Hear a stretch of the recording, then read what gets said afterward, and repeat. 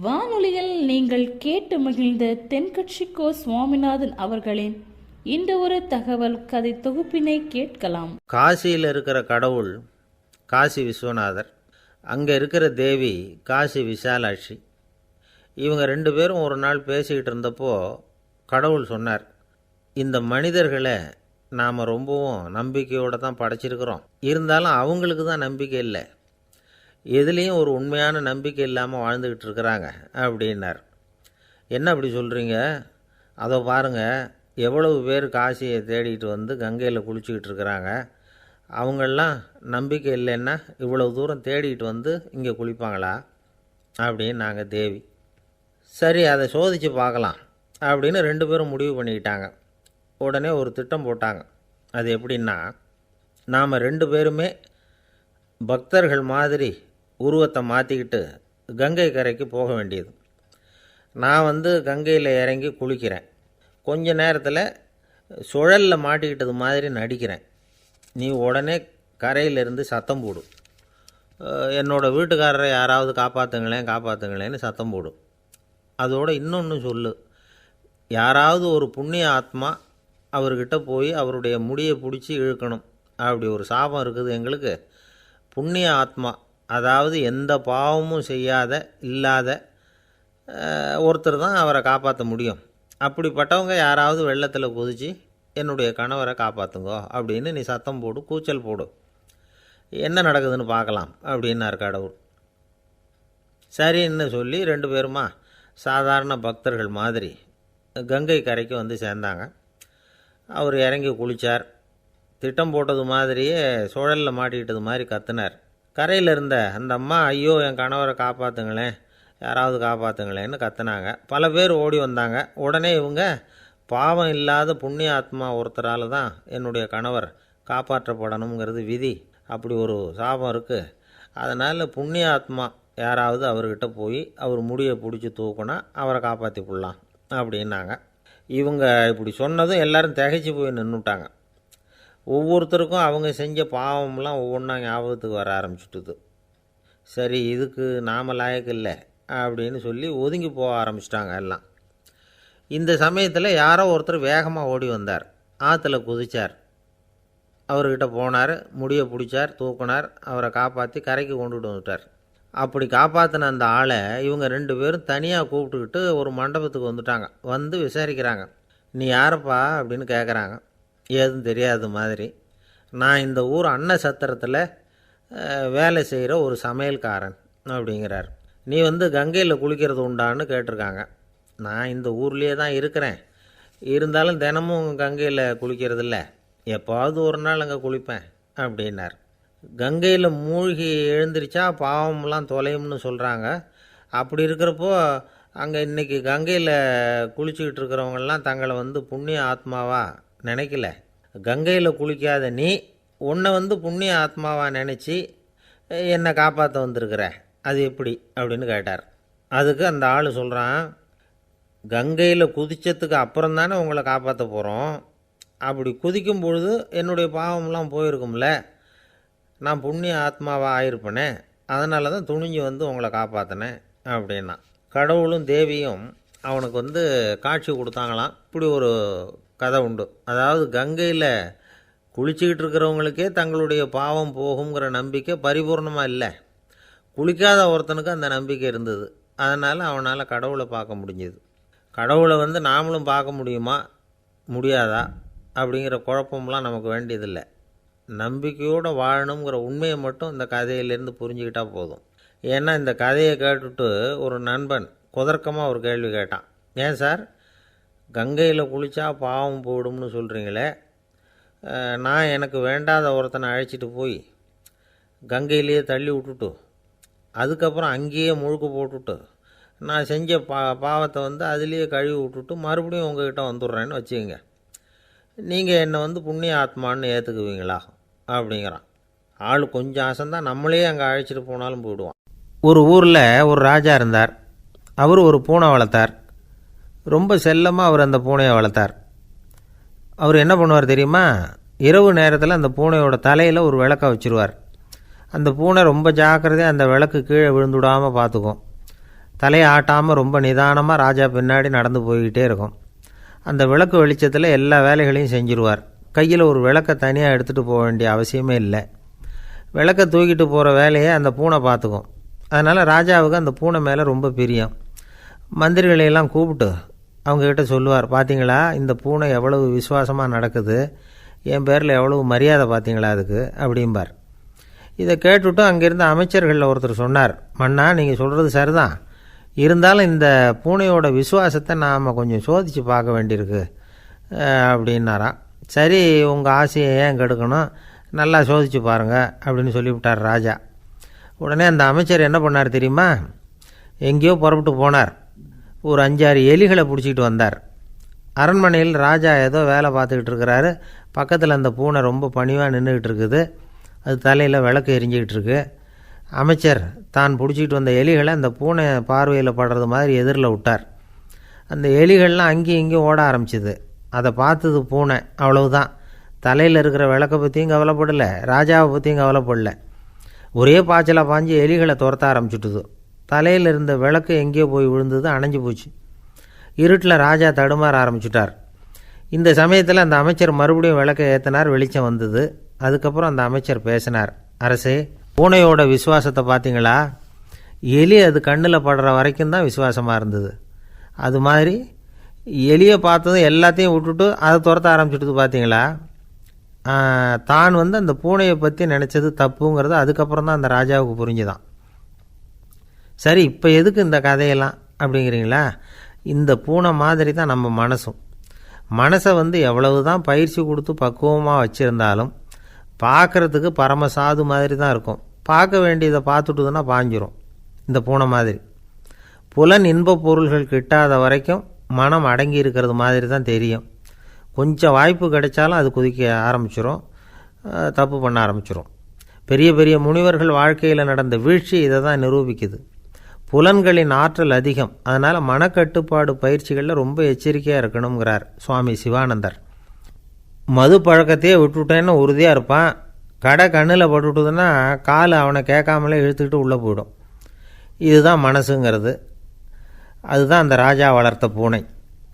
நம்மால் ஒருத்தன் அந்த ராஜா பூனை தலையில் விளக்க வச்சது மாதிரி இவன் தன்னுடைய தலையிலேயே ஒரு விளக்கை ஏற்றி வச்சுக்கிட்டு என்னத்தையோ தேட ஆரம்பித்தான்.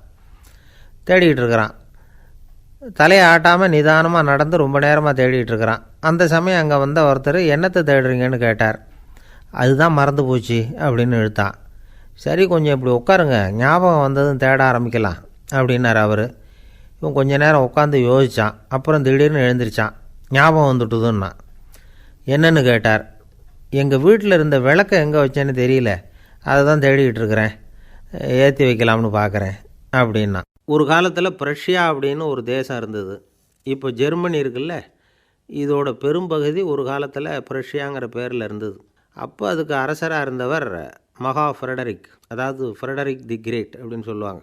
அந்த ராஜாவுக்கு ஒரு சந்தேகம், நாம் பல வகையான வரிகளை விதித்து வசூல் பண்ணுறோம், அப்படி பண்ணி வருமானம் குறைஞ்சிக்கிட்டே போகுதே, இதுக்கு என்ன காரணமாக இருக்கும்? இதுதான் அவருக்கு ஏற்பட்ட சந்தேகம். ஒரு சமயம் அந்த அரசர் தம்முடைய அமைச்சர்களையும் பிரபுக்களையும் தளபதிகளையும் கூப்பிட்டு ஒரு விருந்து வச்சார். விருந்து முடிஞ்சதும் அவங்கள பார்த்து இந்த சந்தேகத்தை கேட்டார். வரிகள் அதிகமாக விதித்து வருமானம் குறையறதுக்கு என்ன காரணம் அப்படின்னு கேட்டார். பல பேருக்கு இதுக்கு சரியாக பதில் சொல்ல தெரியல. அனுபவசாலியான ஒரு தளபதி எழுந்திரிச்சார். அரசே, அது எப்படிங்கிறத இப்போ உங்களுக்கு காட்டுறேன்னார். உடனே ஒரு பெரிய பனிக்கட்டி ஒன்றை தன்னுடைய கையில் எடுத்தார்.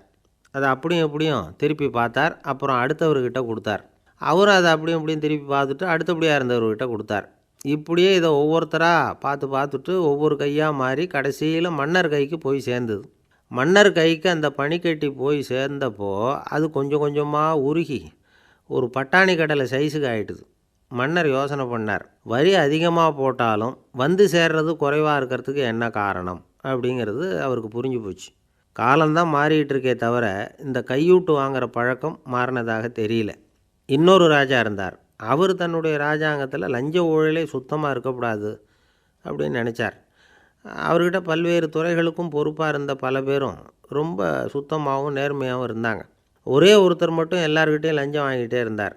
அவரை வேறு வேறு துறைகளுக்கு மாற்றி பார்த்தாரு. அந்த ராஜா என்னென்னமோ பண்ணி பார்க்குறாரு. எந்த வேலையை கொடுத்தாலும் அதுலேயும் லஞ்சம் வாங்குறதுக்கு ஒரு வழியை உண்டு பண்ணிக்குவார் அந்த ஆள். ராஜாவுக்கு இது ஒரு பெரிய தலைவலியாக போட்டுது. இவர் என்ன பண்ணுறது, இவருக்கு என்ன வேலையை கொடுக்கறது, கொஞ்சம் கூட லஞ்சம் வாங்குறதுக்கு சான்ஸே இல்லாத ஒரு வேலையை கொடுக்கணும் அப்படின்னு திட்டம் போட்டார். ஒரு நாள் அவருக்கு அந்த உத்தரவும் போட்டுட்டார்.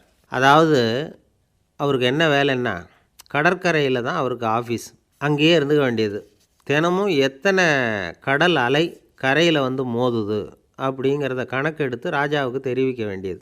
இதுதான் அவருக்கு வேலை. பேசாமல் அலையை எண்ணிட்டு உட்காந்துருக்கட்டும், அப்போவாவது அவர் லஞ்சம் வாங்குகிற சந்தர்ப்பம் இல்லாமல் போயிடும் அவருக்கு அப்படின்னு நினச்சார் ராஜா. இந்த ஆள் கடற்கரைக்கு போய் டியூட்டியில் ஜாயின் பண்ணிக்கிட்டார். ஒரே மாதத்தில் அங்கே சொந்தமாக ஒரு பிரம்மாண்டமான மாளிகை கட்டி விட்டார். ராஜாவுக்கு இது பெரிய ஆச்சரியமாக போச்சு. அலையை என்ற வேலையில் அந்த ஆள் எப்படி பணம் சம்பாதிச்சார் அப்படின்னு விசாரித்து பார்த்தார் அக்கம் பக்கத்தில். அந்த ஆள் என்ன பண்ணியிருக்கிறாருன்னா, கடற்கரையில் போய் பொறுப்பை ஏற்றுக்கிட்ட உடனே அங்கே இருந்த மீனவர்கள்கிட்ட எல்லாம் இந்த கரையில் வந்து ஒரு நாளில் வந்து மோதுகிற அலைகள் எத்தனை அப்படின்னு கேட்டிருக்காரு. அது எப்படிங்க தெரியும்னு இருக்காங்க அவங்க. தினமும் அந்த எண்ணிக்கை தெரியணும். நம்ம ராஜாவுக்கு தினமும் அறிக்கை அனுப்பணும், டெய்லி ரிப்போர்ட்டு. தவறுனா நீங்கள் இந்த கடலில் போய் மீன் பிடிக்கிறதுக்கு ராஜாவோட அனுமதி கிடைக்காது அப்படின்ட்டுருக்கார். உடனே மீனவர்களும் பயந்து போயிட்டாங்க. கடலுக்கு போகிறதுக்கு அனுமதி இல்லைன்னா பட்டினி கிடக்கிறது மாதிரி ஆகிடுமே. மெதுவாக அந்த ஆளுக்கிட்ட போனாங்க, காதோட காதாக சொன்னாங்க, ஐயா, எங்களால் வந்து கடல் அலையை வந்து எண்ண முடியாது. தினமும் எங்களால் முடிஞ்சதை உங்களுக்கு பணமாக கொடுத்துட்றோம். நீங்கள் தான் ராஜா கிட்ட சிபாரிசு பண்ணி நாங்கள் தொடர்ந்து மீன் பிடிக்கிறதுக்கு அனுமதி வாங்கி கொடுக்கணும் அப்படின்னு வேண்டிக்கிட்டாங்க. பணம் தினமும் வந்து சேர ஆரம்பிச்சுட்டுது. பதவியில் மற்ற பதவியோட இந்த பதவி எவ்வளவோ மேல் அப்படின்னு நினச்சிட்டான் அந்த ஆள். அது மட்டும் இல்லை, தயவு பண்ணி என்னை இந்த இடத்த விட்டு மாற்றி விடாதீங்க சார் அப்படின்னு வேற கேட்க ஆரம்பிச்சிட்டானா. பக்தின்னு சொல்கிறோம் இல்லையா, அது வந்து 3 வகைப்படும் அப்படிங்கிறார் ஒரு பெரியவர். அது என்ன 3 வகைன்னா, தெய்வ பக்தி, அடியார்கள் பக்தி, குரு பக்தி.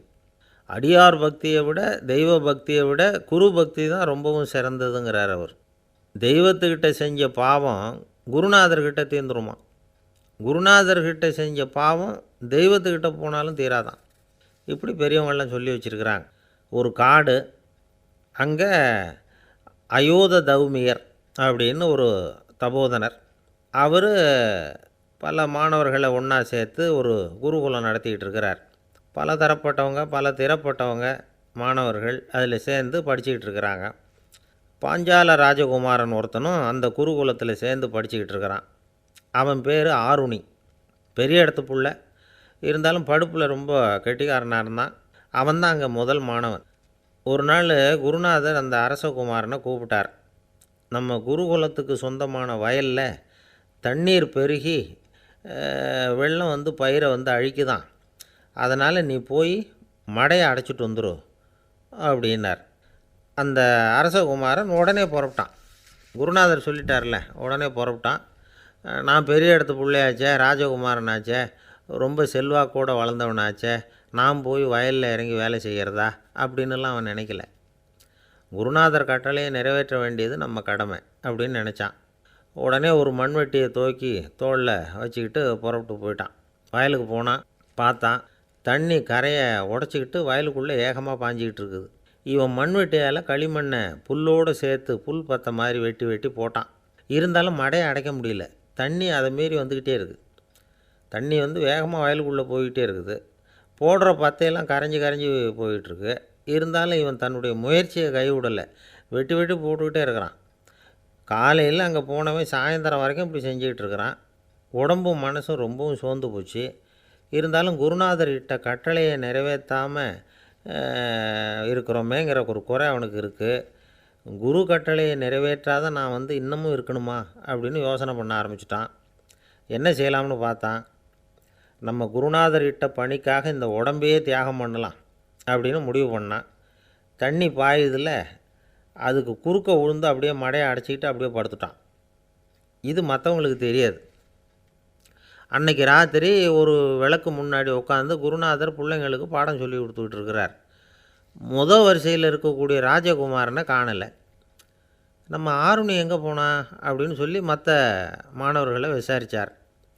இப்போ அவங்க சொன்னாங்க, சுவாமி, அவன் காலையில் வயலுக்கு வந்து மடையை அடைக்கிறதுக்காக போனான், நீங்கள் தான் போக சொன்னீங்க, இன்னும் திரும்பி வரல அப்படின்னு ஒரு பையன். குருநாதர் உடனே ஒரு தீவெட்டி எடுத்துக்கிட்டு மாணவர்களை அழைச்சிக்கிட்டு வயலுக்கு போனார். அங்கே போய் பார்த்தா ஆளை காணும். ஆருணி ஆருணின்னு சொல்லி சத்தம் போட்டு கூப்பிட்டு பார்க்குறார். நான் இங்கே இருக்கேன் குருநாதா அப்படின்னு காலுக்கு அடியிலேருந்து ஒரு சத்தம் வருது.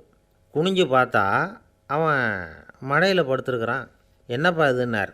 காலையிலேருந்து இந்த மடையை அடைச்சி பார்த்தேன் சுவாமி, முடியல, அதனால் இப்படி குறுக்க படுத்துட்டேன்.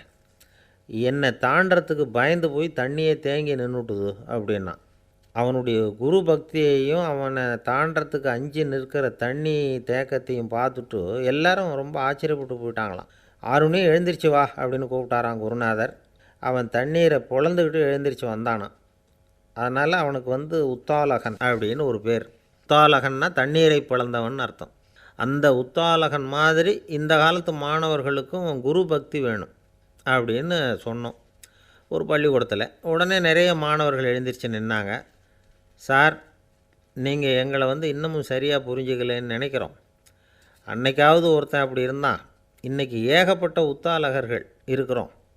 எங்கள் வாத்தியார் கட்டளை இட்டால் இப்போவே அது மாதிரி வயலுக்கு போய் மடையில் குறுக்கப்படுத்துக்கிறதுக்கு இந்த வகுப்பில் உள்ள அத்தனை பேரும் தயாராக இருக்கிறோம் அப்படின்னாங்க. அப்படியா அப்படின்னு சொல்லி கேட்டோம் ரொம்ப சந்தோஷமாக. ஒருத்தன் ரொம்ப அடக்கமாக எழுந்திரிச்சான். அப்புறம் சொன்னான், ஆமாம் சார், வகுப்பில் இவர் நடத்துகிற பாடத்தை கேட்டுக்கிட்டு இருக்கிறத விட பேசாமல் போய் மடையில் படுத்துடுறது ஒன்றும் கஷ்டமான காரியமாக இருக்காது, அதனால தான் எல்லோரும் அங்கே போகிறேன்னு சொல்கிறோம் அப்படிங்கிறான். ஒரு பெரியவர் உட்காந்துருக்கிறார். அவரை சுற்றி அவருடைய தோழர்கள் உட்காந்துருக்கிறாங்க. ஏதோ ஒரு முக்கியமான செய்தியை அவர் அவங்களுக்கு சொல்லிகிட்டு இருக்கிறார். அவங்களும் ஆர்வமாக கேட்டுக்கிட்டு இருக்கிறாங்க. இந்த சமயத்தில் யாரோ ஒரு ஆள் வேகமாக அங்கே வர்றார். வர்ற வேகத்திலேயே எனக்கு ஏதாவது உதவி செய்யுங்க அப்படின்னு கேட்டுக்கிட்டே வர்றார். கேட்குறது உதவி, ஆனால் குரல் மிரட்டுறது மாதிரி இருக்குது, அதட்டி கேட்குறது மாதிரி இருக்குது. இதை கேட்டதும் அந்த பெரியவர் ஆத்திரப்படலை, ஆனால் அவரை சுற்றி இருந்தவங்க ஆத்திரப்பட்டாங்க. இதை பெரியவர் கவனித்தார். கொஞ்சம் அமைதியாக இருங்கன்னார். வந்தவரை கூப்பிட்டார். அவருக்கு சில பொருள்களை கொடுத்தார். என்னங்க இப்போ உங்களுக்கு மகிழ்ச்சி தானே அப்படின்னார். ஆ அப்படின்னு அலட்சியமாக அவர் சொல்கிறார். நான் உங்களை நல்ல முறையில் நடத்தினேன்னா அப்படின்னு கேட்குறாரு அவர் மறுபடியும். அதெல்லாம் ஒன்றும் இல்லை அப்படின்னு சொல்லி அவர் சொல்லிகிட்டு இருக்கிறாரு. குரலில் கடுமை குறையில. சுற்றி இருந்தவங்களால் இதை பொறுத்துக்க முடியல. கோபத்தோடு அவரை நோக்கி நெருங்க ஆரம்பித்தாங்க. பெரியவர் அவங்களையெல்லாம் தடுத்து நிறுத்தினார். வந்தவரை வாங்க என்னோட அப்படின்னு சொல்லி அழைச்சிட்டு போனார். வீட்டுக்கு போனார். அங்கே போனதும் இன்னும் சில பொருள்களை எடுத்து அவர்கிட்ட கொடுத்தார். இப்போ திருப்தி தானே, நான் உங்ககிட்ட நல்ல முறையில் நடந்துக்கிட்டேனா அப்படின்னார். அவர் முகம் இப்போ தான் கொஞ்சம் மலர்ந்தது. ரொம்ப நன்றி, இறைவன் உங்கள் குடும்பத்துக்கு எல்லா நன்மைகளையும் செய்வான் அப்படின்னு சொன்னார். இதே வார்த்தைகளை என்னுடைய தோழர்கள்கிட்டே சொல்லிட்டீங்கன்னா அவங்க கோபம் தணிஞ்சிரும், வர முடியுமான்னார். கண்டிப்பாக வர்றேன் அப்படின்னாரு. மறுநாள் காலையில் அந்த இடத்துக்கு வந்தார். அதே மாதிரி சொல்லிவிட்டு அவர் போயிட்டார். தோழர்கள்லாம் ரொம்ப வியப்போடு பெரியவரை பார்த்தாங்க. அந்த பெரியவர் தான் நபிகள் நாயகம். அவர் சொன்னார், ஒருத்தன் ரொம்ப ஆசையாக ஒரு ஒட்டகத்தை வளர்த்துக்கிட்டு வந்தான். ஒரு நாள் அந்த ஒட்டகம் கயத்தை அறுத்துக்கிட்டு ஓடி போயிட்டுது. அக்கம் பக்கத்தில் இருக்கிறவங்கெல்லாம் அந்த ஒட்டகத்தை பிடிக்கிறதுக்கு முயற்சி பண்ணாங்க. அதை துரத்திக்கிட்டு ஓடினாங்க. ஒட்டகம் தாறுமாறாக ஓட ஆரம்பிச்சிது. இந்த சமயத்தில் ஒட்டகத்தை வளர்த்தவன் அங்கே ஓடி வந்தான். நீங்கள் அதை ஒன்றும் செய்ய வேணாம், விட்டுருங்க, அதோட சுபாவம் எனக்கு நல்லா தெரியும், அதை சுலபமாக என்னோடய வழிக்கு கொண்டுட்டு வந்துட முடியும், நான் பார்த்துக்கிறேன், விட்டுருங்கோ அப்படின்னா. எல்லோரும் விலகி போயிட்டாங்க. இவன் என்ன செஞ்சான் தெரியுமா? கொஞ்சம் புல்லை கையில் எடுத்துக்கிட்டு அந்த ஒட்டகத்தை நெருங்கினான். அவ்வளவுதான். அது ஓடி இவன் காலடியில் உட்காந்துக்கிட்டது. செல்லமாக அதை அப்படியே தடவி கொடுத்தான். முதுகில் ஏறி உட்காந்துக்கிட்டான். அது பாட்டுக்கு சாதுவாக நடந்து போகுது. இந்த கதையை நபிகள் நாயகம் தம்முடைய தோழர்களுக்கு சொல்கிறார். ஒட்டகத்தை மட்டும் இல்லை, சில மனிதர்களையும் கூட சில விதத்தில் அணுகி தான் அவர்களை சீர்திருத்த வேண்டியிருக்குது அப்படிங்கிறத அவங்களுக்கு உணர்த்தினார். இது ஒரு அழகான உளவியல் அணுகுமுறை. சில குடும்ப தலைவர்கள் கூட இந்த ஒட்டகம் மாதிரி நடந்துக்கிறது உண்டு, அப்புறம் அடங்கி போகிறதும் உண்டு. ஒரு குடும்ப தலைவர் காலையில் எழுந்திரிச்சதுலேருந்து சத்தம் போட்டு கத்திக்கிட்டு இருப்பார். பக்கத்தில் இருந்தவங்கெல்லாம் ஓடி போய் சமாதானம் பண்ணி பார்த்தாங்க. அவர் ஓயறது மாதிரி தெரியல. கடைசியில் அவர் மனைவி வந்தாங்க. நீங்கள் எல்லாம் விலகி போயிடுங்க, அவர் சுபாவம் எனக்கு தெரியும், நான் பார்த்துக்கிறேன் அப்படின்னாங்க. சரின்னு எல்லோரும் போயிட்டாங்க. சாயந்தரமாக பார்க்குறாங்க, அவர் சத்தம் இல்லாமல் ஒரு மூலையில் உட்காந்துருக்கிறார். ரொம்ப சாதுவா. ஆச்சரியமாக இருந்தது. என்னம்மா பண்ணீங்கன்னு கேட்டாங்க. அது ஒன்றும் இல்லைங்க, ஒரு வேளை சாப்பாட்டை நிறுத்தினேன், பட்னி போட்டேன், அவ்வளவுதான் அப்படின்னாங்க அந்த அம்மா. என்னை விட யோக்கியம் இந்த உலகத்தில் வேறு யாரும் இல்லை சார் அப்படின்னார் ஒருத்தர். அவரை விட அயோக்கியன் வேறு யாரும் இருக்க முடியாதுங்கிற முடிவுக்கு கேட்டவங்க வந்துட்டாங்களாம். மனுஷனுக்கு இருக்கிற ஒரு மிகப்பெரிய குறையே தன்கிட்ட இருக்கிற குறை அவனுக்கு தெரியாமல் போகிறது தான். ஆனால் அடுத்தவங்ககிட்ட இருக்கிற குறை இவனுக்கு தெளிவாக தெரிஞ்சிடும். ஒரு ஒட்டகம் ஒரு கொக்கை பார்த்து ஒரு கேள்வி கேட்டுதான். என்ன கேள்வி தெரியுமா? உன் கழுத்து ஏன் இப்படி வளைஞ்சி போயிருக்குது அப்படின்னு கேட்டிருக்கு. இதுக்கு உடம்பே வளைச்சல். இது போய் கொக்கை கிண்டல் பண்ணுது. இன்றைக்கி மனித சுபாவமும் கிட்டத்தட்ட இப்படி தான் இருக்குது. இந்த உலகத்தில் குறையில்லாத மனிதர்கள் யாரும் கிடையாது, நாம் உள்பட அப்படிங்கிறத முதல்ல நாம் நல்லா புரிஞ்சுக்கணும். ஒரு ஊரில் ஒரு விற்பனை நிலையம் இருந்தது. செல்ல பிராணிகளை விற்பனை செய்கிற நிலையம் அது. நாய், கிளி, பூனை இப்படி நிறைய வச்சு விற்பனை பண்ணிகிட்டு இருக்கிறாங்க. நாய்க்குட்டி விற்பனை செய்கிற பகுதியில் ஒரு சிறுவன் நின்றுக்கிட்டு இருந்தான். விற்பனை செய்கிற ஆளுக்கிட்ட விலை கேட்டுக்கிட்டு இருந்தான். அதோ இருக்குதே அந்த நாய்க்குட்டி என்ன விலை அப்படின்னு கேட்டானா. 1000 ரூபா அப்படின்னாரான். சரி அது வேணாம், இது என்ன விலைன்றிருக்கான். 500 ரூபா அப்படின்னாரான். இந்த சின்ன பையன் கையில் வச்சுருந்தது வெறும் 50 ரூபா தான். அதனால் இதை விட குறைச்சலாக கிடைக்குமான்னு பார்த்துருக்கான். அந்த கடையில் ஒரு மூலையில் சரியாக கவனிக்கப்படாமல் ஒரு நாய்க்குட்டி படுத்து கிடந்தது. பாவமாக கத்திக்கிட்டு இருந்தது. அதை பார்த்ததுமே இவனுக்கு அது ரொம்ப பிடிச்சி போச்சு. உடனே அந்த கடைக்காரரை பார்த்து, அதுவும் அந்த மூலையில் படுத்து கிடக்குதே அந்த நாய்க்குட்டி என்ன விலை அப்படின்னு கேட்டிருக்கான். தம்பி, அது ஒரு கால் ஊனம், அதனால் அது உன்னோட குதித்து விளையாடவோ ஓடுறதோ அதால் முடியாத காரியம் அப்படின்ட்டுருக்கார் அவர். அது தெரிஞ்சு தாங்க கேட்குறேன், அதோட விலை என்ன அதை மட்டும் சொல்லுங்களேன் அப்படின்ட்டுருக்கான். தம்பி, இது கால் ஊனம் உள்ள ஒரு நாய். இதை போய் காசு கொடுத்து வாங்கிறதுக்கு யாராவது பிரியப்படுவாங்களா? இதை நான் உனக்கு இலவசமாகவே தர்றேன், எடுத்துகிட்டு போ அப்படின்னாரான். இதை கேட்டதும் அந்த சிறுவனுக்கு கோபம் வந்துட்டு தான். நீங்கள் ஒன்றும் சும்மா கொடுக்க வேணாம், இந்தாங்க 50 ரூபா, இதை வச்சுக்கிட்டு நாய்க்குட்டியை கொடுங்க அப்படின்ட்டுருக்கான். அவருக்கு ஒன்றும் புரியல, ஆச்சரியமாக இருந்தது. சரின்னு பணத்தை வாங்கிட்டு நாய்க்குட்டியை தூக்கி கொடுத்தார். அந்த சிறுவன் அந்த நாய்க்குட்டியை 2 கையாலையும் வாங்கினா, மார்போடு பிரியமாக சேர்த்து அணைச்சிக்கிட்டான். தெருவில் இறங்கி நடக்கிறான். அப்படி நடக்கும்பொழுது தான் பார்க்குறார், கடைக்காரர் ஆச்சரியமாக அவனை பார்க்குறார். அப்போ தான் அவருக்கு ஒரு விஷயம் புரியுது. அந்த சிறுவன் தெருவில் நாய்க்குட்டியை மார்போடு அணைச்சிக்கிட்டு விந்தி விந்தி நடந்து போய்கிட்டு இருக்கிறான். ஆமாம், அவனுக்கும் ஒரு கால் ஊனம். இந்த நாய்க்குட்டியை யாருமே வாங்க மாட்டாங்கன்னு நினச்சிக்கிட்டு இருந்தார். குறையுள்ள அதுக்கும் ஒரு எஜமானன் கிடச்சிட்டான். அதனால் ஊனம் ஒரு குறை இல்லை அப்படிங்கிற உண்மையை அந்த கடைக்காரர் புரிஞ்சுக்கிட்டாரான். நம்மால் ஒருத்தர் கொஞ்சம் வயசானவர், எழுந்திரிச்சு சரியாக நடக்க முடியாது, சாய்வு நாற்காலியிலேயே எப்பவும் உட்காந்துருப்பார். அவர் தனக்கு துணையாக ஒரு நாயை பக்கத்தில் வச்சுருந்தார். அதுவும் ரொம்ப வயசான ஒரு நாய், எழுந்திரிக்கவே சிரமப்படும், நடக்கவும் முடியாது. அவர் பக்கத்துலேயே இதுவும் சோர்ந்து போய் படுத்து கிடக்கும். அந்த பெரியவரை பார்க்க வந்த ஒருத்தர் கேட்டார், ஏங்க, ஒரு சின்ன பையனை உங்களுக்கு துணையாக வச்சுக்கப்படாதா? இந்த நாயை உங்களுக்கு பாதுகாப்பாக வச்சுருக்கிறீங்களே, உங்களுக்கு ஒரு ஆபத்துன்னா இது எப்படி உங்களுக்கு உதவ முடியும் அப்படின்னார். அப்போ அவர் சொன்னாராம், எனக்கு ஒரு ஆபத்துன்னா அந்த சமயத்தில் இந்த நாய் என்னை தனியாக விட்டுட்டு ஓடி போயிடாமல் இருக்கணும்ல, அதுக்காக தான் இதை நான் வச்சுருக்கிறேன் அப்படின்னாராம். ஒரு ஜென் துறவி, அவருக்கு ரொம்ப வயசாகிட்டுது, கடைசி காலம். நண்பர்களெல்லாம் கூப்பிட்டார். நண்பர்களே, நான் வித்தியாசமான முறையில் சாகணும்னு ஆசைப்பட்றேன், அதுக்கு ஏதாவது யோசனை சொல்லுங்களேன் அப்படின்னு கேட்டாராம். நண்பர்கள் சிரித்தாங்க. என்ன பேச்சு பேசுகிறீங்க, சாவறதுங்கிறது என்ன விளையாட்டு கத்தனமான காரியமா அப்படின்னு கேட்டிருக்காங்க. அந்த துறவி கொஞ்ச நேரம் யோசனை பண்ணார். அப்புறம் கேட்டாராம், இது வரைக்கும் யாராவது நடந்துக்கிட்டே இறந்துருக்குறாங்களா அப்படின்னாராம். எல்லாரும் இல்லைன்னாங்களாம். ஒருத்தர் மட்டும் சொல்லியிருக்கார், அப்படியும் ஒருத்தர் இறந்துருக்கிறதாக ஒரு கதையில் படிச்சிருக்கிறேன், ஒரு ஞானியால் தான் அப்படியெல்லாம் செய்ய முடியும் அப்படின்னு அவர் சொன்னாராம். சரி, அப்படின்னா அந்த முறை நமக்கு வேணாம், நின்றுக்கிட்டே யாராவது உயிரை விட்டுருக்காங்களா அப்படின்னு விசாரித்தாராம். அப்படியும் ஒருத்தர் இறந்துருக்கிறார் அப்படின்னாங்களாம். மறுபடியும் அந்த துறவி யோசனை பண்ணியிருக்கிறார், ஏதாவது வித்தியாசமான முறையில் நாம் போகணும் அப்படிங்கிறது அவருடைய விருப்பம். மனிதன் எப்படி வாழ்கிறானோ அப்படி இறப்பது தான் நல்லது. சரி, யாராவது தலைகீழாக யோகம் செய்யும் நிலையில் இறந்துருக்கிறாங்களா அப்படின்னு விசாரித்தாராம். நண்பர்கள் சிரித்தாங்க. தலைகீழாக நின்னபடி இறந்ததாக நாங்கள் கேள்விப்பட்டதே இல்லை, அது முடியாத காரியம் அப்படின்ட்டுருக்காங்க. இப்போ அந்த துறவிக்கு திடீர்னு உற்சாகம் வந்துட்டுது. உடனே எழுந்திரிச்சார், தலைகீழாக நின்னார், அப்படியே உயிரை விட்டுட்டார். அவ்வளோதான். அந்த மடாலயத்தில் ஒரே குழப்பம், எப்படி அவரை கீழே இறக்கி படுக்க வைக்கிறது அப்படின்னு புரியல. இப்படி உயிர் விடுறதை பற்றி அவங்க இது வரைக்கும் கேள்விப்பட்டதும் இல்லை. உண்மையிலேயே இவர் இறந்து தான் போனாராங்கிறதும் தெரியல. சோதித்து பார்த்தாங்க. இதய துடிப்பு, நாடி துடிப்பு எல்லாம் நின்று போயிருந்தது. இவர் எப்பவும் இப்படி தான், என்ன பண்ணுறது இப்போது அப்படின்னு சொல்லி எல்லோரும் குழம்பிக்கிட்டு இருக்கிற சமயத்தில் ஒரு பெரிய ஒரு யோசனை சொன்னார். இந்த துறவியோட மூத்த சகோதரி பக்கத்து மடாலயத்தில் இருக்கிறாங்க, அவங்கள இங்கே அழைச்சிட்டு வந்தால் ஏதாவது வழி கிடைக்கும் அப்படின்னார். அந்த அம்மாவுக்கு 90 வயசு. அழைச்சிட்டு வந்தாங்க. ஒரு குச்சியை ஊன்றிக்கிட்டு அப்படியே மெதுவாக நடந்து வந்தாங்க. தம்பி தலைகீழாக நின்று உயிர் விட்டு இறக்கிறத பார்த்தாங்க. தம்பின்னு கூப்பிட்டு பார்த்தாங்க, ஒன்றும் காணோம். உடனே என்ன பண்ணாங்க, தன்னுடைய கைத்தடியால் தம்பியோட உடலை ஒரு தட்டினாங்க. ஏப்பா சாகிறப்பவும் உன்னுடைய குறும்புத்தனத்தை விடலையா? இப்படியாடா சாகிறது, ஒழுங்காக செத்து தொலை அப்படின்னாங்களாம்.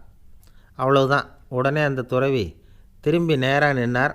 அக்கா கோவப்படாத, நான் ஒழுங்காக சாகிறேன், எப்படி செத்தா என்ன, எல்லாம் எனக்கு ஒன்று தான் அப்படின்னு சொல்லிவிட்டு அப்படியே தரையில் படுத்து உயிரை விட்டாராம். அதுக்கப்புறம் அந்த அம்மா கோலை கையில் எடுத்துக்கிட்டு அப்படியே திரும்பி கூட பார்க்காம அவங்க பாட்டுக்கு போயிட்டாங்களாம். மரணத்தை ஒரு விளையாட்டாக ஆக்கிய அந்த துறவிக்கு வாழ்க்கையே ஒரு விளையாட்டாக தான் இருந்திருக்குது. எந்த நோக்கமும் இல்லாமல் செயல்படுறதுன்னா என்னங்கிறதும் அவருக்கு தெரிஞ்சிருக்குது. பயனை எதிர்பார்க்காமல் பணி செய்து வாழ்ந்து மறைந்த மகான் அவர். தம்முடைய தொழிலை விளையாட்டு போல் செய்ய தெரிஞ்சவருக்கு வாழ்க்கையே ஒரு விளையாட்டாக மாறிடும். எல்லாமே விளையாட்டாகி விடுகிற போது மரணமும் விளையாட்டாகிவிடும் அப்படிங்கிறது தான் அந்த தத்துவம். ஆனால் அதுக்கு முன்னாடி உங்களுக்குள்ளே இருக்கிற உண்மையான நடிகனை நீங்கள் அடையாளம் கண்டுபிடிக்கணும். நீங்கள் நடிக்க வேண்டியதே இல்லை, நீங்கள் ஏற்கனவே நடிச்சுக்கிட்டு தான் இருக்கிறீங்க. நீங்கள் இந்த உண்மையை தெரிஞ்சுக்கணும், அவ்வளவுதான். இதுதான் ஞானிகளுடைய கருத்து. நீங்கள் தெருவில் நடந்து போயிட்டுருக்கிறீங்க, எதிரில் வர்றவர் உங்களை பார்த்து எப்படி இருக்கிறீங்கன்னு கேட்குறார். நல்லா இருக்கிறேங்கிறீங்க. உண்மையிலேயே நாம் நல்லா இருக்க மாட்டோம், ஏதாவது உடம்புல கோளாறு இருக்கும். ஆனால் அப்படி சொல்லுவோம், நல்லா இருக்கிறேன் அப்படின்னு. அது நடிப்பு தானே. உங்களை சந்தித்ததில் ரொம்ப மகிழ்ச்சி அப்படின்னு சொல்கிறோம். உடனே கொஞ்சம் நிதானமாக யோசித்து பாருங்கள், உண்மையிலேயே உங்கள் மனசு மகிழ்ச்சி அடைஞ்சுட்டுதா? அது நடிப்பு தானே. வாழ்க்கையை சரியாக புரிஞ்சுக்கிட்டால் எல்லாமே நடிப்புங்கிறது புரியும். கல்யாண பத்திரிக்கை அனுப்பியிருந்தேனே, ஏன்டா வரலன்னு கேட்டான் ஒருத்தன். வந்திருந்தேனே அப்படின்னானா இவன். டேய் ஏன்டா போய் சொல்கிற, நான் பத்திரிக்கையே உனக்கு அனுப்பலையே அப்படின்ட்டுருக்கான் அவன். அதுக்கு இவன் சொன்னானா, பத்திரிக்கை அனுப்புனேன்னு நீ போய் சொல்கிறப்போ கல்யாணத்துக்கு வந்தேன்னு நான் போய் சொல்லக்கூடாதா அப்படின்னானா. ஒருத்தன் எப்படி நடந்துக்கிறாங்கிறத வச்சு தான் அந்த ஆள் எப்படிங்கிறத நாம் முடிவு பண்ணுறோம். ஆளுமைன்னு சொல்கிறோம்ல, அதுக்கு சூழ்நிலைகளை ஆளுகின்ற தன்மை அப்படின்னு விளக்கம் கொடுக்குறார் ஒரு உளவியல் நிபுணர். சரி, ஒரு மனிதனுடைய ஆளுமையை உருவாக்குகிற விஷயங்கள் என்னென்ன? பிறப்பு, வளர்க்கப்பட்ட விதம், படிப்பு, நண்பர்கள், சமுதாயம், இப்படி நிறைய உண்டு. ஆளுமையின் அடிப்படையில் சில மனநோய்கள் உண்டாகுது. அதெல்லாம் என்னென்னங்கிறத தெரிஞ்சு வச்சுக்கிட்டோம்னா நம்ம கூட இருக்கிறவங்கள அடையாளம் கண்டுபிடிக்கிறதுக்கு அது ரொம்ப உபயோகமாக இருக்கும். ஃப்ரெனாய்டு ஆளுமை அப்படின்னு ஒன்று. இந்த கோளாறு உள்ளவங்க எப்படி இருப்பாங்க தெரியுமா? அதிக உணர்ச்சி, சந்தேகம், பொறாமை இதெல்லாம் அதிகமாக இருக்கும். வளைஞ்சு கொடுக்க மாட்டாங்க. அடுத்தவங்களோட இணக்கமான உறவு இருக்காது. அவங்க செய்கிற தப்புக்கெல்லாம் அடுத்தவங்களை குறை சொல்லிகிட்டு இருப்பாங்க. இது ஒரு ரகம். அடுத்தது ஸ்கிசாய்டு ஆளுமை அப்படின்னு சொல்கிறாங்க. இந்த கோளாறு உள்ளவங்க அடுத்தவங்களோட பழக கூச்சப்படுவாங்க. சின்ன வயசுலேயே இது ஆரம்பமாயிடுது. பகல் கனவுலேயே சஞ்சரிப்பாங்க. அவங்களுடைய விரோதம், கோபம் இதை கூட வெளியில் காட்டிக்க முடியாமல் இருப்பாங்க. இவங்களுக்கு அகமுகம், பிரச்சனைகள்லேருந்து ஒதுங்கி எதுலேயும் ஈடுபாடு இல்லாதவங்களாக இருப்பாங்க. இப்படி ஒரு ரகம். அடுத்தது சைக்ளோதமிக் ஆளுமை அப்படின்னு சொல்கிறாங்க. அது என்னென்னா உணர்ச்சிகளில் ஏற்றத்தாழ்வு அதிகமாக இருக்குமா. சில சமயம் பார்த்தா மகிழ்ச்சியாக இருப்பாங்க, சில சமயம் சோகமாக உட்காந்துருப்பாங்க. அவங்க மனநிலைக்கு தகுந்த மாதிரி சமூக நிகழ்ச்சிகளில் பங்கெடுத்துக்குவாங்க. இன்னொரு வகை என்னென்னா எண்ணப்பீடிகை ஆளுமை அப்படின்னு பேர் வச்சுருக்கிறாங்க. அதுக்கு இவங்களுக்கெல்லாம் கரெக்டாக இருக்கணும், எல்லாம் சட்டத்திட்டம் எதுலேயும் ஒரு ஒழுங்குமுறை, இப்படி எதிர்பார்க்குற மனோபாவம். இவங்க எதிர்பார்ப்புக்கும் வரன்முறைக்கும் மற்றவங்க கட்டுப்படணும்னு நினைப்பாங்க. இந்த நிலைமை நீடித்தா என்ன ஆகும் தெரியுமா? அலைக்கழிக்கிற எண்ணங்கள் திரும்ப திரும்ப ஒரே செயலை செய்ய தூண்டுற மன தளர்ச்சிக்கு ஆளாயிடுறாங்க. அடுத்தது ஹிஸ்டீரியா ஆளுமை. சின்ன விஷயத்தையெல்லாம் பெருசுப்படுத்தி நாடகமாக்குற நடிகர்கள் இவங்க. உணர்ச்சி அதிகம் உள்ளவங்க. இவங்க மன எழுச்சியில் பக்குவமின்மை, குழந்தைத்தனம், முதிர்ச்சியின்மை எல்லாம் இருக்கும். தன்னலம் மிக்க குணம், பிறர் தன்னை மட்டுமே கவனிக்கணும்னு நினச்சி செயல்படுறது, இதெல்லாம் இவங்க அடையாளம்.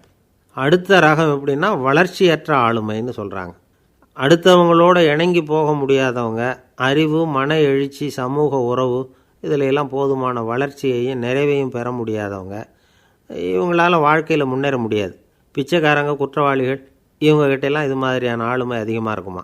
அடுத்தது என்னென்னா சோர்வுடைய ஆளுமை. எதுலேயும் உற்சாகம் இல்லாமல் சோர்ந்து போயிருப்பாங்க.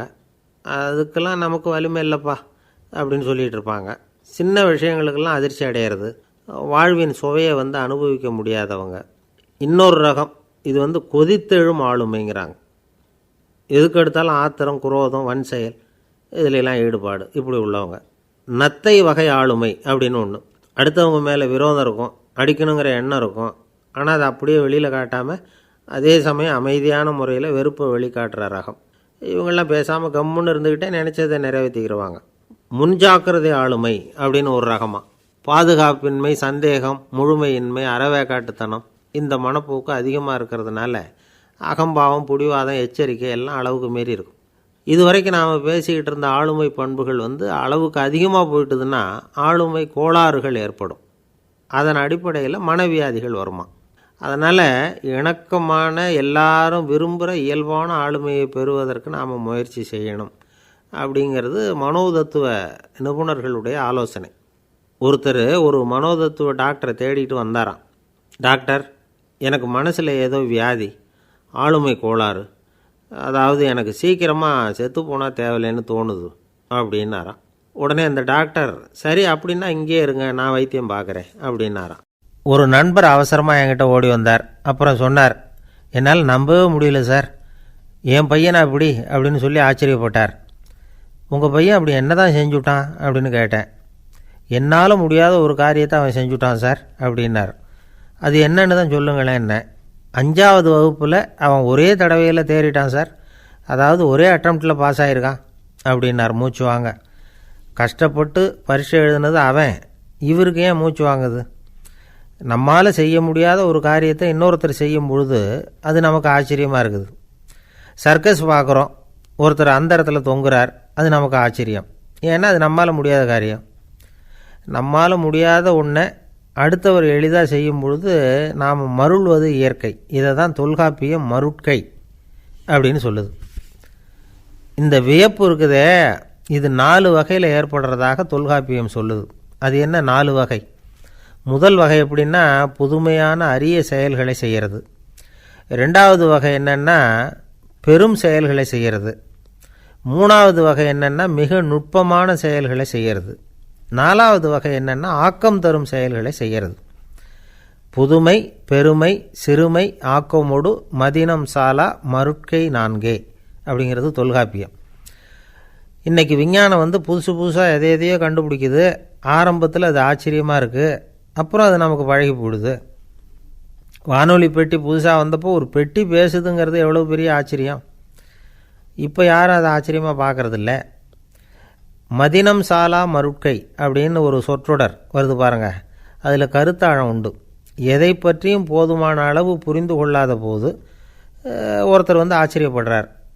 புரிந்து கொண்ட பிறகு ஆச்சரியம் மறைஞ்சு போடுது. மிக நுட்பமான செயல்களும் நம்ம ஆச்சரியப்பட வைக்கும். ஒரு அரிசியில் ஒரு திருக்குறள் எழுதி காட்டுறாங்க, ஒரு முட்டை ஓட்டுக்குள்ளே ஓவியம் தீட்டி காட்டுறாங்க. கருங்கல் சிற்பங்களில் எவ்வளவு நுட்பமான வேலைப்பாடுகளை எல்லாம் பார்த்து ஆச்சரியப்படுறோம். இது மாதிரி ஆக்கப்பூர்வமான அரிய செயல்களை செய்கிறது கூட வியப்பை உண்டு பண்ணும். குப்பை கூலங்களை கூட வாழ்க்கைக்கு பயன்படுகிற பொருளாக மாற்றுகிறவர்கள் இருக்காங்க. அவர்களுடைய செயல் வியப்பு அளிக்குது. இடைக்காட்டு சித்தர் பாடின 30 நூலில் வர்ற ஒரு பாடல், ஆற்றல் பிறர் அறிதலின் அகம் கிளர்வு உறுதலின் கற்று அறி பாணர் கழுமிய கோடலின் தோற்றம் உருகவே போற்றல் சால் வியப்பே. ஒருத்தருடைய ஆற்றல் தெரியாமல் இருந்தது, அவருடைய அரிய செயலை பார்க்கும் பொழுது வியப்பாக இருந்தது, மனசுக்குள்ளே கிளர்ச்சி. பாவலர்கள் இவர்களுடைய புகழை பாடி மற்றவர்களும் தெரிந்து கொள்ளுமாறு செய்கிறார்கள் அப்படிங்கிறது தான் ஒரு யதார்த்தமான உண்மை. ஆக எல்லா வகையிலும் மக்கள் தங்களுடைய வாழ்க்கையில் முன்னேறுவதற்கான வழிகாட்டுகிற ஒரு மெய்ப்பாடு தான் வியப்புங்கிறது. இந்த காலத்தில் நம்ம எப்படியெல்லாம் ஆச்சரியப்பட வைக்கிறாங்க. ஒரு ஆளை பிடிச்சி ஜெயிலில் கொண்டு வந்தாங்க. ஜெயில் அதிகாரி அவனை ரொம்பவும் ஆச்சரியமாக பார்த்தாரான். இவன் கேட்டான், ஏன் சார் அப்படி பார்க்குறீங்க, நான் இப்போ இங்கே வர்றது உங்களுக்கு ஆச்சரியமாக இருக்குதா அப்படின்னு கேட்டிருக்கான். இதுக்கு ஜெயில் அதிகாரி சொல்லியிருக்கார், நீ இப்போ இங்கே வந்ததில் எனக்கு ஒன்றும் ஆச்சரியம் இல்லைப்பா, ஏற்கனவே நீ இங்கேருந்து விடுதலையாகி போய் 6 மாதம் ஆச்சு, இவ்வளவு லேட்டாக வர்றியே அதுதான் எனக்கு ஆச்சரியமாக இருக்குது அப்படின்னாராம். ஒரு நண்பர் அவர்கிட்ட பேசிக்கிட்டு இருந்தேன். மனித உறவுகள் பற்றி அவர் சொல்லிகிட்டு இருந்தார். அமெரிக்காவில் தந்தை மகன் உறவு எப்படி இருக்குது அப்படிங்கிறத விளக்கிறதுக்கு அவர் ஒரு கதையை சொன்னார். ஒரு அப்பா பகல் பூராவும் அலுவலகத்தில் வேலை, ஓடி ஆடி உழைச்சிக்கிட்டு களைச்சி போய் ராத்திரி 10 மணிக்கு மேலே வீடு திரும்பினான். வீட்டு வாசலில் அவரோட மகன் காத்துக்கிட்டு இருக்கிறான், இன்னமும் தூங்கலை. அப்பா வாசல்லையே தடுத்து நிறுத்தி, அப்பா உனக்கு சம்பளம் எவ்வளவு அப்படின்னு கேட்குறான். ஏற்கனவே ஆஃபீஸ் பிரச்சனைகளால் அலுத்து போய் திரும்புகிற அப்பாவுக்கு கோவம் வந்துடுது. என்னடா இப்படிலாம் கேளுன்னு உங்கள் அம்மா உனக்கு சொல்லி கொடுத்தாளா அப்படின்னு சொல்லிவிட்டு உள்ளே போய் சட்டையை கட்டி மாட்டிவிட்டு குளிச்சுவிட்டு மறுபடியும் வெளியில் வந்து உடையை மாற்றுகிற சமயம் அப்போ மறுபடியும் மகன் உள்ளே வந்து நிற்கிறான் அவர் முன்னாடியே. அப்பா உனக்கு எவ்வளவு சம்பளங்கிறான் மறுபடியும். அப்பாவுக்கு எரிச்சல் அதிகமாகிட்டுது. மணிக்கு $20 போதுமா அப்படின்னார். அப்படின்னா எனக்கு ஒரு $10 தர முடியுமான்னா மகன். இதுக்கு தான் என் சம்பளம் எவ்வளவுன்னு கேட்டியா, 2ஆம் வகுப்பு படிக்கிற உனக்கு எதுக்குடா $10 அப்படின்னு கத்திவிட்டு தொலைக்காட்சி பெட்டியின் முன்னாடி போய் உட்காந்துக்கிட்டு ஏதோ நிகழ்ச்சியை பார்க்க ஆரம்பிச்சிட்டார். கொஞ்ச நேரம் கழித்து மறுபடியும் மகன் வந்து நிற்கிறான். அப்பா ப்ளீஸ் எனக்கு ஒரு $10 கொடுக்க முடியுமா? மகனுடைய கண்களில் கண்ணீர். என்னடா அவன் கண்ணீரை காட்டி காரியம் சாதிக்கலாம்னு பார்க்குறியா, ஒரு காசு கூட கொடுக்க மாட்டான் போ அப்படின்னு விரட்டி விட்டான். மகன் கண்ணீரை தொடச்சிக்கிட்டே கண்ணை தொடச்சிக்கிட்டு பேசாமல் போய் படுத்துக்கிட்டானான். கொஞ்ச நேரம் ஆச்சு. அப்பாவோட கோபம் கொஞ்சம் கொஞ்சமாக குறைஞ்சிது. பிள்ளைகிட்ட கோபமாக கத்துனது தப்பு தாங்கிறது புரிஞ்சுது அவனுக்கு. எழுந்திரிச்சு போனான், படுக்கை இறக்கி போனான். மகனை பார்த்தான். அவன் தலையணையை கட்டி பிடிச்சிக்கிட்டு அழுதுகிட்டு இருக்கிறான். அவனை மெல்ல நெருங்கி அவங்ககிட்ட எதமாக பேசுகிறதுக்கு ஆரம்பித்தானான். எதுக்குடா உனக்கு $10 பள்ளிக்கூடத்தில் கேட்டாங்களா அப்படின்னு கேட்டானான். மகன் சொல்லியிருக்கான், இல்லை டாடி, உனக்கு 1 மணி நேரம் சம்பளம் $20ன்னு சொன்னேன். நீ ஏற்கனவே எனக்கு கொடுத்த பாக்கெட் மணி $10 என்கிட்ட இருக்குது. இப்போ நீ இன்னொரு $10 கொடுத்தீங்கன்னா அதையும் சேர்த்து $20 ஆகிடும். அந்த $20 நான் உனக்கு கொடுத்துருவேன்.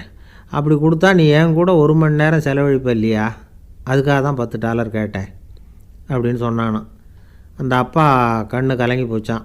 ஆதரவோடு தன்னுடைய மகனை கட்டி பிடிச்சி அழ ஆரம்பிச்சிட்டாராம். இதுதான் நண்பர் சொன்ன கதை. அமெரிக்கா மட்டும் இல்லை, உலகம் பூராவும் இன்றைக்கி மனித உறவுகள் இப்படி தான் மாறிட்டுருக்கு. பெரியவர்கள் அறிவுரை என்ன தெரியுமா, உங்கள் குழந்தைகளிடமிருந்து குழந்தை பருவத்தை பிரித்து விடாதீர்கள் அப்படிங்கிறது தான். அதாவது இன்றைய குழந்தைகள் தங்கள் பிருந்தாவனத்தை இழந்து விடுகிறார்கள் அப்படிங்கிறது அவங்களுடைய கருத்து. இந்த நிலைக்கு நாம் காரணமாக இருந்துடக்கூடாது. குழந்தைகளோட விளையாடுவோம், குடும்பத்தோடு உறவாடுவோம் அப்படிங்கிறது தான் நம்முடைய நோக்கமாக இருக்கணும். இன்றைய உறவு முறைக்கு இன்னொரு உதாரணம் சொல்லுவாங்க. ஒருத்தர் வந்தாராம், அவர் பக்கத்தில் ஒரு சின்ன பையன். நாம் அவரை விசாரிக்கிறோம், யார் இந்த பையன் அப்படின்னா அவர் சொல்கிறார், இவன் எனக்கு தூரத்து உறவு அப்படின்னாராம். இந்த தூரத்து உறவுன்னா எப்படின்னு இருக்கான். இதுக்கு அவன் சொல்லியிருக்கிறான், இவன் எங்கள் அப்பாவுக்கு 8வது புள்ளை அப்படின்னானான். ஒரு குரு, இளம் சீடர்கள் எதிரில் உட்காந்துருக்கிறாங்க. குரு பாடம் நடத்திக்கிட்டு இருக்கிறார். சீடர்களுக்கு ஒரு ஆசை, அதாவது ஒரு முக்கியமான மந்திரத்தை நம்ம குருநாதர்கிட்ட இருந்து கற்றுக்கணும் அப்படிங்கிறது அவங்க ஆசை. அது என்ன மந்திரம்னா, இறந்தவரை உயிர்ப்பிக்கக்கூடிய புனித மந்திரம். அதாவது செத்தவங்களுக்கு மீண்டும் உயிர் உண்டாக்குகிற மந்திரம். குருவே தயவு பண்ணி அந்த மந்திரத்தை எங்களுக்கு உபதேசிக்கணும் அப்படின்னு கேட்டாங்க. அது ரொம்ப ஆபத்தானது, அது என்னத்துக்கு உங்களுக்கு வேண்டாமேன்னாராம் குரு. எங்களுடைய நம்பிக்கை உறுதிப்படுறதுக்காகத்தான் கேட்குறோம், வேற ஒன்றும் இல்லை அப்படின்னாங்களாம் சீடர்கள். பக்குவப்படாத அறிவுங்கிறது ரொம்ப ஆபத்தானது அப்படின்னாராம் குரு. இது சீடர்களுக்கு புரியல. அது எப்படிங்க பக்குவப்படாத அறிவு ஆபத்தானதுன்னு சொல்கிறீங்க, அப்படின்னா என்ன அப்படின்னு கேட்டிருக்காங்க சீடர்கள். குரு அதுக்கு விளக்கம் கொடுத்தாராம். அந்த மந்திரத்தை எப்போ பயன்படுத்தணுங்கிறது முக்கியம். அதை அறியக்கூடிய ஞானம் ஏற்படுகிற வரைக்கும் அதை தெரிஞ்சுக்காமல் இருக்கிறது தான் நல்லது, இல்லைன்னா ஆபத்துன்னாராம். ஆனால் அந்த சீடர்கள் அதை கேட்குற மாதிரி இல்லை, ரொம்ப பிடிவாதம் பண்ண ஆரம்பிச்சிட்டாங்க. சரி வாங்க சொல்கிறேன்னார் குரு. எல்லோரும் வந்தாங்க. அந்த புனித மந்திரத்தை அவங்களுக்கு ரகசியமாக உபதேசம் பண்ணார். உபதேசம் பண்ணிவிட்டு அவங்களுக்கு எச்சரிக்கையும் கொடுத்தார். இந்த மந்திரத்தை நல்லா ஆராய்ச்சி பார்த்ததுக்கு அப்புறம்தான் உச்சரிக்கணும், அவசரப்பட்டு எதுவும் செஞ்சிடக்கூடாது அப்படின்னு ஒரு தடவைக்கு பல தடவை எச்சரிக்கை கொடுத்தார். சரின்னு சொல்லிவிட்டு அவங்கெல்லாம் மந்திரத்தை கற்றுக்கிட்டு எழுந்திரிச்சு போயிட்டாங்க. ஒரு நாள் அந்த சீடர்கள் எல்லாம் மணற்பாங்கான இடத்துல அப்படியே நடந்து போயிட்டுருக்குறாங்க. ஒரு பாலைவன பகுதி மாதிரி ஒரு இடம். அங்கே ஒரு இடத்துல எலும்புகள் குவியலாக கிடந்தது. உடனே இந்த சீடர்கள் முன்ன பின்ன யோசிக்காமல், தியானமும் பண்ணாமல், அந்த மந்திரத்தோட பயனை சோதித்து பார்க்கணும் அப்படின்னு நினச்சிக்கிட்டு அந்த மந்திரத்தை உச்சரிக்க ஆரம்பிச்சிட்டாங்க. அவ்வளோதான். உடனே என்னாச்சு தெரியுமா? அந்த எலும்புகள் எல்லாம் ஓநாய்களாக மாறி அவங்கள துரத்த ஆரம்பிச்சுட்டுது. சீடர்கள் எல்லாம் தலைதெறிக்க ஓட ஆரம்பிச்சிட்டாங்க. ஓநாய்களும் விடலை, அவங்கள துரத்தி பிடிச்சி கடித்து குதற ஆரம்பிச்சுட்டுது. அப்போ தான் அந்த சீடர்களுக்கு குரு சொன்ன அறிவுரையோட அர்த்தம் புரிஞ்சுது. பக்குவப்படாத அறிவு ஆபத்தானது அப்படிங்கிறது. அதனால் இதிலேருந்து நாம் தெரிஞ்சுக்க வேண்டியது என்னென்னா, நாம் நம்ம அறிவை வளர்த்துக்கிட்டால் மட்டும் போதாது, அந்த அறிவை எப்போ எப்படி பயன்படுத்தணும் அப்படிங்கிற பக்குவமும் நமக்கு வரணும். அப்போ தான் வாழ்க்கை நல்லபடியாக அமையும். இல்லைன்னா இடைஞ்சல் தான். இந்த காலத்தில் சில சின்ன பிள்ளைங்களுக்கே அறிவு ரொம்ப பக்குவப்பட்டிருக்குங்கிறத உணர முடியுது. ஒரு சின்ன பையன் பள்ளிக்கூடத்தில் மார்க் லிஸ்ட்டு கொடுத்தாங்க, வாங்கிக்கிட்டு அவசரமாக வீட்டுக்கு ஓடினான். எதிரில் வந்த ஒருத்தர் கேட்டார், என்ன அவசரம், ஏன் இப்படி வேகமாக ஓடுறேன்னார். எங்கள் அம்மாக்கிட்ட அடி வாங்கணும், அதுக்காக தான் ஓடுறேன்னா. அடி வாங்கிறதுக்காக இவ்வளவு அவசரம்னார் அவர். அப்படி இல்லைங்க, நான் போகிறதுக்குள்ளே எங்கள் அப்பா வீட்டுக்கு வந்துட்டாருன்னா அவர்கிட்ட அடி வாங்க வேண்டியிருக்கும், அதை அவாய்ட் பண்ணுறதுக்காக இப்படி ஓடுறேன் அப்படின்னு நானா அந்த பையன்.